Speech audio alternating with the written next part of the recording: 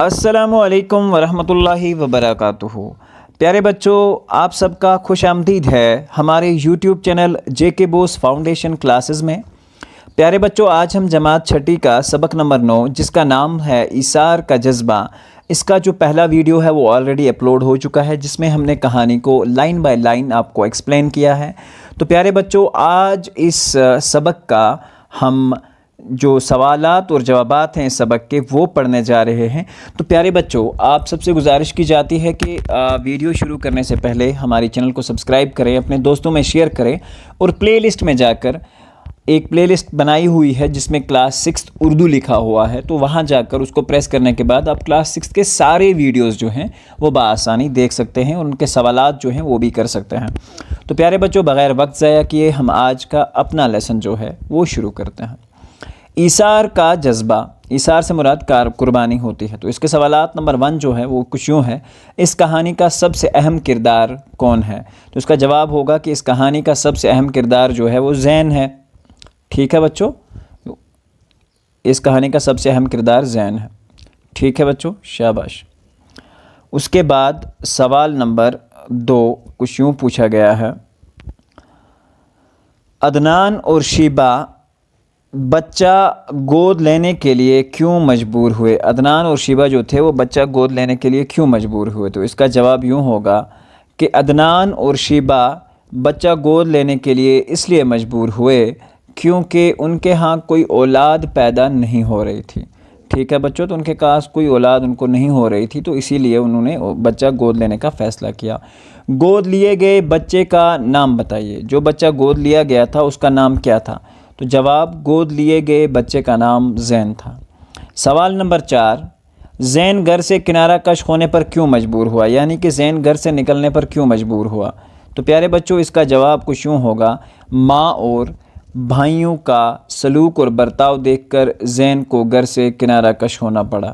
ٹھیک ہے بچوں، ماں کے سلوک اور بھائیوں کے برتاؤ کی وجہ سے زین کو گھر سے جانا پڑا۔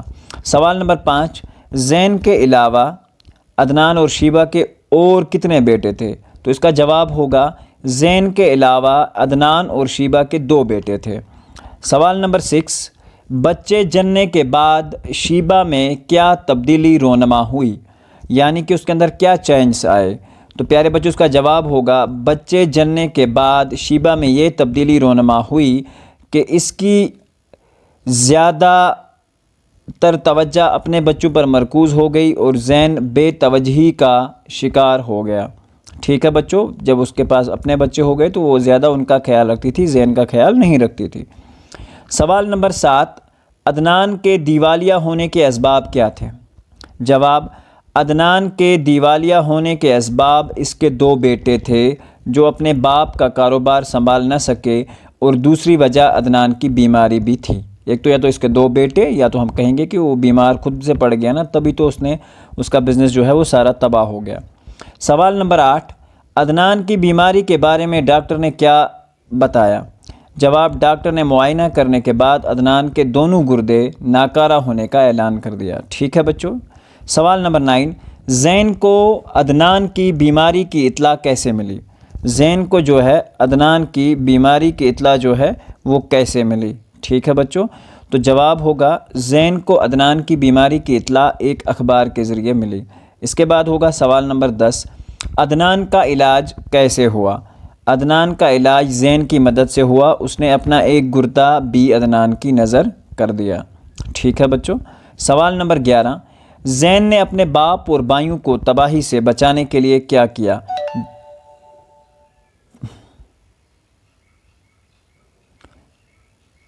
سوال نمبر 11: زین نے اپنے باپ اور بھائیوں کو تباہی سے بچانے کے لیے کیا کیا؟ تو اس کا جواب کچھ یوں ہوگا: زین نے اپنے باپ اور بھائیوں کو تباہی سے بچانے کے لیے ان کی سرپرستی کی اور اپنے دونوں بھائیوں کو راہ راست پر لایا۔ ٹھیک ہے بچوں۔ سوال نمبر 12: اس کہانی سے ہمیں کیا سبق ملتا ہے؟ جواب: اس کہانی سے ہمیں یہ سبق ملتا ہے کہ انسان کو کسی بھی لمحے کسی سے نفرت اور تفریق نہیں کرنی چاہیے۔ اسے ہر وقت دوسروں کے ساتھ محبت سے پیش آنا چاہیے اور ہر وقت ایک اچھا سلوک کرنا چاہیے، تبھی اللہ کی مہربانیاں اس انسان پر بنی رہتی ہیں۔ اس کے بعد درج ذیل محاورات کو اپنے جملوں میں استعمال کریں۔ گود سونی ہونا، زیبا ایک لڑکی کا نام ہے، شیبہ سے میں نے چینج کر کے زیبا لکھ دیا ہے۔ زیبا کی گود سونی تھی۔ آنکھ کا تارا ہونا، عدنان اور شیبہ کی آنکھ کا تارا زین تھا۔ جاں بحق ہونا، سڑک کے حادثے میں کئی لوگ جاں بحق ہو گئے۔ ٹھیک ہے بچوں۔ اس کے بعد نیکسٹ ہے راز فاش ہونا، اسلم کا راز آخر فاش ہو گیا۔ اسلم کا کوئی راز تھا جو آخر فاش ہو گیا۔ کان پر جوں نہ رینگنا، عدنان کے بیٹوں کو بہت سمجھایا۔ عدنان نے جو اپنے بیٹوں کو سمجھایا مگر ان کے کان پر جوں تک نہ ریگی، یعنی کہ ان کو اس چیز کا کوئی احساس نہ ہوا۔ کنارہ کش ہونا، محمد اسلم پرنسپل کے عہدے سے کنارہ کش ہو گئے۔ ٹھیک ہے، محمد اسلم ایک پرنسپل تھے جو پرنسپل کے عہدے سے ہٹ گئے۔ دیوالیہ پٹ جانا، عدنان کا بیٹوں کی وجہ سے دیوالیہ پٹ گیا۔ ٹھیک ہے بچوں۔ کفارہ ادا کرنا، میں نے اپنے سارے گناہوں کا کفارہ ادا کیا۔ نظر کرنا، میں نے اپنے سارے محنت کے پیسے تمہاری نظر کر دیے۔ آئی بات سمجھ بچوں؟ یہ اس کا جملہ اور یہ اس کا میننگ۔ ہاتھ سے جانے نہ دینا، کسی بھی اچھے موقع کو ہاتھ سے جانے نہیں دینا چاہیے، تو یہ اس کا جملہ ہو جائے گا۔ ٹھیک ہے بچوں۔ باغ باغ ہونا، اپنی کامیابی سن کر میرا دل خوشی سے باغ باغ ہو گیا۔ تو پیارے بچوں، اپنی جو کامیابی تھی وہ سن کر میرا دل جو تھا وہ خوشی سے باغ باغ ہو گیا۔ خالی جگہوں کو ان لفظوں سے پر کیجیے جو سبق میں استعمال ہوئے ہیں۔ تو پہلی جگہ پہ فضا کا لفظ لگے گا، دوسری ڈیش میں مرکوز، تیسری میں امکام، اور فورتھ والی میں ہمت، ففتھ والی میں تنہا، اور سکس والی میں آپریشن۔ تو ہم نے یہ صرف اس کے حساب سے لکھے ہیں۔ تو پیارے بچوں، آپ جا کر اپنی لیسن میں اس کا آنسر جو ہے وہ میچ کر سکتے ہیں اور اپنے لیسن کے اکارڈنگ اس کی ڈیش کو فل اپ کر سکتے ہیں۔ 5 اسم لکھیے: قلم، ریڈیو، عیدگاہ، کتاب، تکیہ، دروازہ، نوید وغیرہ۔ ٹھیک ہے، تو پیارے بچوں یہ جو ہیں یہ 5 اسم نہیں بلکہ اس سے زیادہ میں نے لکھے ہیں، تو آپ کو جو 5 مرضی ہو وہ آپ لکھ سکتے ہیں۔